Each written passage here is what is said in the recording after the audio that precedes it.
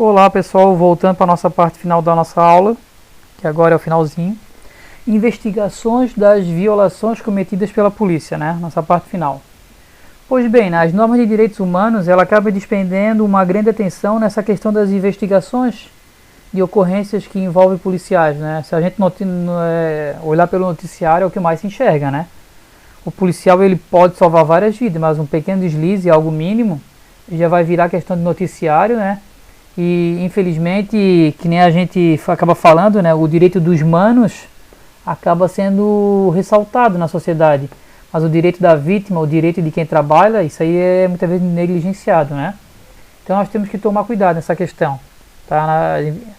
As investigações são muitas e a gente sempre está sob o olhar da população. Tomem cuidado. Pois bem, né? Infelizmente essas normas acabam elencando diversos princípios fundamentais que são orientadores para aqueles que são responsáveis pela aplicação da lei. Então vamos ver alguns. Primeiro, os funcionários sempre devem respeitar e proteger a dignidade da pessoa, agindo dentro da legislação. A gente já falou sobre isso, tomem cuidado. Os funcionários devem ser sempre responsáveis, né, perante a coletividade. Lembre, né, não adianta eu estar no meio do público, achar que eu vou prender alguém, vou puxar uma arma, dar um disparo de arma de fogo numa pessoa ali que talvez não está colocando a vida de ninguém em risco, mas tem muitas pessoas ao redor, né? Tomem cuidado. Tá? Outra situação ali, vamos ver o número 3. Devem ser estabelecidos mecanismos eficazes para assegurar a disciplina interna, o controle externo. Ou seja, né, deve ter esse controle interno, institucional e fora, né, para que possa ter a supervisão das atitudes diárias dos seus funcionários, né, que são os aplicadores da lei. Número 4. Os funcionários devem sempre relatar o caso que eles ficarem sabendo, né, eles têm que relatar, passar isso para frente, porque eles devem promover os direitos humanos e ser contra qualquer tipo de corrupção ou ato cruel, desumano. Então eles têm que passar isso para frente, sim. Leva para o seu superior. Tomem cuidado, pessoal. Infelizmente a nossa profissão, às vezes você pode pegar alguém que ele acaba sendo condizente com a situação. Então se você não quer denunciar, pelo menos chegue até o escalante, diz que você não se enquadra com aquele profissional, que aquele profissional tem umas práticas que você não acha adequada e que você gostaria de mudar, né? E daí se ele ficar perguntando muito, não, deixa no ar, diz que não se enquadrou, a personalidade, ou se você quiser, realmente vai lá e relata o que está acontecendo, né? Se você tiver essa coragem, vai lá e relata, certo? Mas é fundamental não permanecer, principalmente porque pode sobrar alguma coisa para ti. Já vi um monte de moderno se dar mal em situação por não querer falar, daí nem pede para sair da escala e nem fala e acaba levando a trolha junto com os outros, né? Quando não é pior ainda, porque é moderno e acaba muitas vezes sendo excluído da polícia.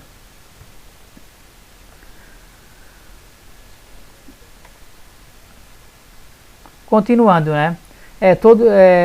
Deve ser estabelecido disposições para receber e dar seguimento às queixas. Então, a gente pode parar aqui um exemplo na questão das corregedorias, das ouvidorias, que são disposições para que possam receber as queixas e dar continuidade, né, à investigação. O outro ponto aqui diz que as investigações elas são relativas às violações dos direitos humanos cometidas por parte de policiais. Isso deve ter essa investigação, ela deve ser de uma forma, vamos dizer assim, acelerada. Nós sabemos que tem um rito processual para isso, né?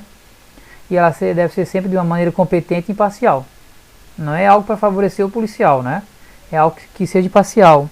Eu sei que isso é algo que acaba afligindo a todos nós policiais, porque muitas vezes parece que a corregedoria do batalhão, ela parece que ela é uma outra polícia. Às vezes é aquele mesmo policial que já trabalhou contigo em algum evento. Mas às vezes, pô, ele te chama lá, parece que ele te trata assim como se tu fosse um meliante. Isso é uma coisa que nos incomoda muito, né? Às vezes eu acho que eles são imparcial até demais, algumas corregedorias aí, tá? Mas infelizmente eles têm que fazer o papel deles e tentar ser imparcial, tá? Talvez não da maneira que muitos fazem, mas ser imparcial sim. As investigações devem procurar identificar as vítimas, obter e preservar as provas, encontrar testemunhas, fazer a cariação, né?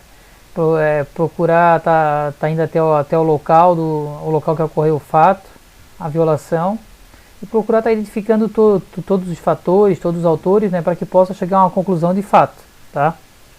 Eu já passei por algumas situações, por exemplo, de acariação.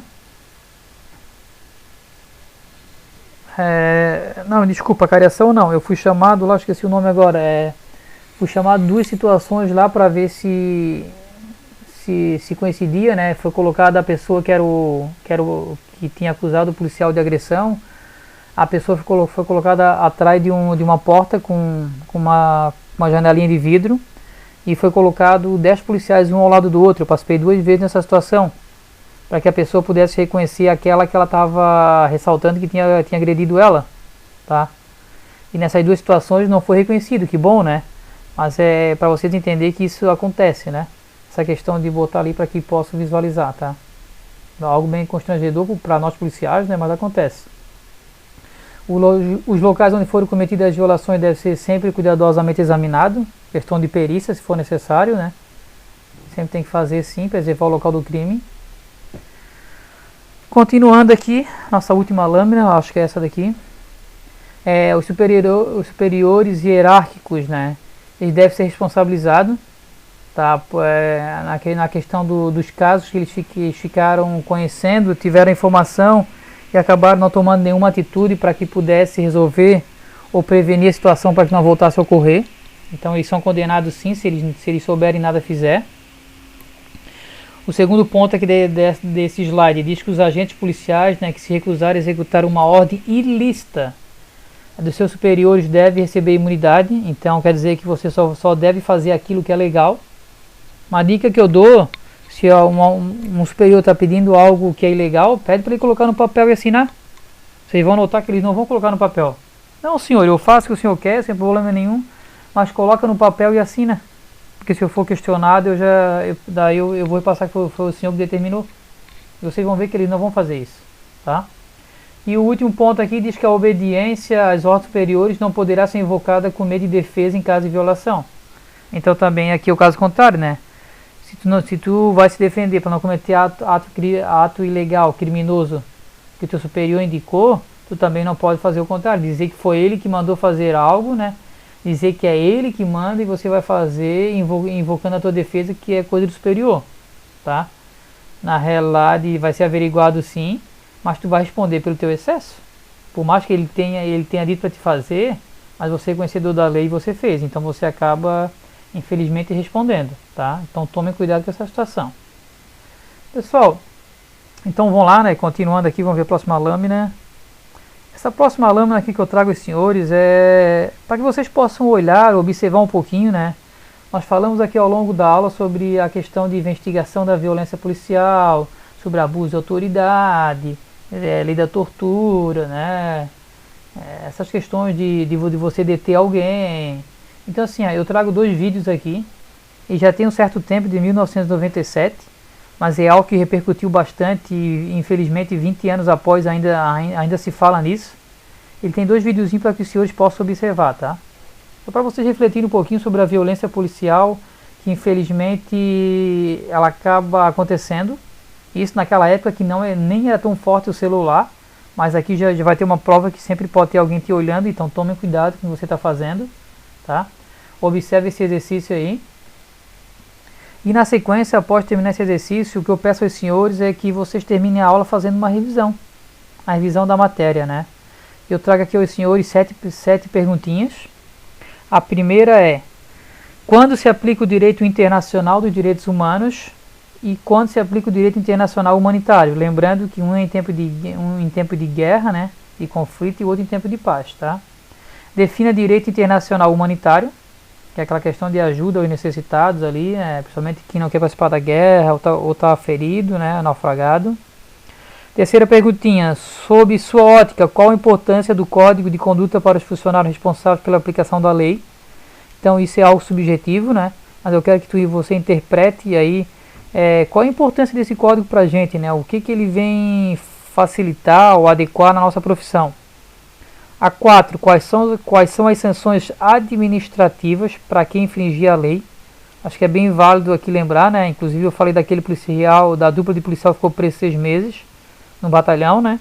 Tente lembrar que muitas vezes você pode estar sendo investigado por uma situação dessa, então é importante você conhecer as sanções administrativas que pode dar numa situação dessa. Outra perguntinha: você concorda com a nomenclatura do uso progressivo da força? Comentei bastante aos senhores, então argumente sobre isso. A outra pergunta: em quais situações são permitidos a inviolabilidade do domicílio? Isso aí tem que estar claro, vocês têm que ter isso na mente, quando que tu pode entrar e quando que tu não pode entrar. Então tem que estar claro, tem que estar na ponta da língua, né? Então, por gentileza, responda essa daí. E a última perguntinha, né? Em breve palavras, faça uma reflexão dos vídeos com a aula de hoje. Ou seja, né, desses dois últimos vídeos que eu mencionei ali para os senhores, que vem falar ali sobre a questão da violência policial em Diadema, né? Você vai ver bem claro aquilo que aconteceu, o abuso de autoridade, a violência, né? Infelizmente ela acaba denegrindo toda a corporação policial. Os policiais ali, infelizmente, eles vão ser processados, né? Agora compete ali aos seus advogados ali a questão da proteção, de fazer com que ele seja defendido ou não. Eu quero que vocês observem o vídeo e que vocês possam decorrer um texto, né? Um breve texto, um diálogo ali, falando sobre aquilo que você acha, né? Qual é a tua concepção sobre isso? Então, pessoal, hoje a gente deu mais um bom passo, né, na nossa aula de disciplina de direitos humanos. Nós vimos algumas situações relacionadas aí, principalmente à questão nacional, como nós devemos agir aqui, né? Sem ser a primeira parte, falar sobre o direito internacional humanitário, todos os demais aqui tem a ver com a nossa realidade social, né? Tem a ver com as nossas leis ordinárias, com aquilo que nós vamos se deparar lá na rua, tá? Então agradeço a todos aí, uma boa semana e até a próxima aula. Valeu!